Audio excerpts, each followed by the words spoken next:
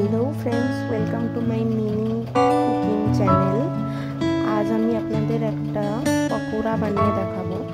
এটা সাধারণত ক্যাপসিকাম, পেঁয়াজ আর ধনেপাতা মেনলি এই তিনটে দিয়েই বানাচ্ছি। আর এটার জন্য নিয়ে নিয়েছি আমি কর্নফ্লাওয়ার, আর তার সাথে লাগছে আমার বেসন, আর তার সাথে একটুখানি নিয়েছিলাম কালো জিরে, গোলমরিচ, ম্যাগি মশলা, আর নিয়েছিলাম খাবার সোডা, বেকিং পাউডার আর নুন। এর সাথে ছিল কাঁচা লঙ্কা, ধনেপাতা। তো প্রথমেই যেটা করতে হবে, আমাকে একটা পেস্ট বানিয়ে নিতে হবে।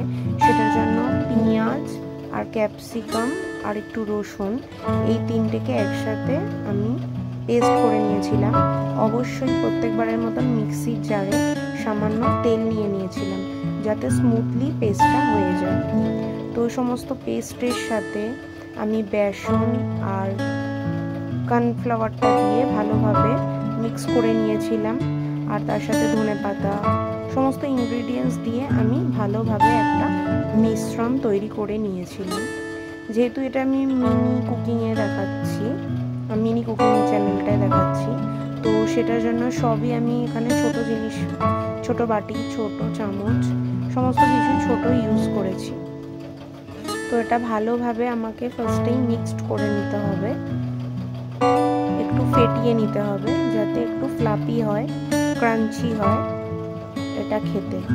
তো তার জন্য ভালোভাবে মিক্সটা কিন্তু খুবই ইম্পর্টেন্ট। এই রান্নাটায় মেন জিনিস হচ্ছে মিক্স করা।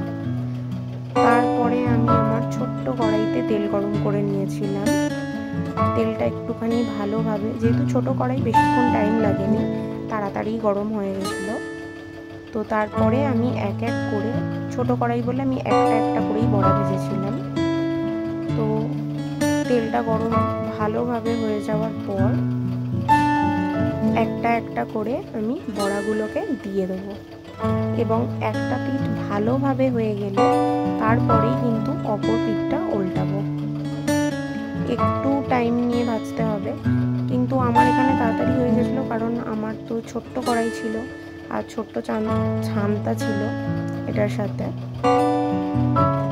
তো আমি এরকম এক এক করে পরপর ভেজে নিয়েছিলাম বড়াগুলোকে। এটা সন্ধেবেলা স্ন্যাক্সে কিন্তু দারুণ ভালো যাবে। আমি যেহেতু এটা আমার মিনি কুকিং চ্যানেলে দেখিয়েছিলাম, তো এটা আমি একটা মাছের পোলাওয়ের সাথে সার্ভ করেছিলাম।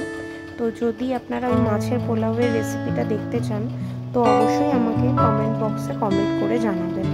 তো আমি পরে আবার অন্য একটা ভিডিওতে ওটা দিয়ে দেব। এক এক করে প্রত্যেকটাই আমি এইভাবে ভেজে নিয়েছিলাম।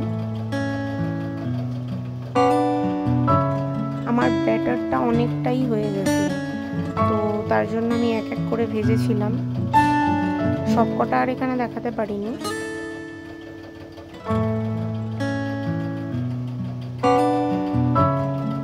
এখানে আমি 5-6টা মতন ভেজে নিয়েছিলাম।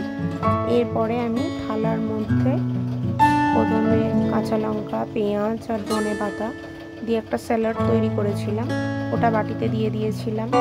তার সাথে আমার মিনি কুকিংয়ের মিনি গ্লাস, মিনি থালা, মিনি বাটি সব কিছুই ছিল। তারপরে একটা আলুর দম টাইপের সেদিনকে বানানো হয়েছিল, ওটাও ভেজ আলুর দম ছিল। আপনারা যদি ওই রেসিপিগুলো দেখতে চান, অতি অবশ্যই আমাকে কমেন্টে জানাবেন। আমি কিন্তু আলাদা আলাদা ব্লগে দিয়ে দেব।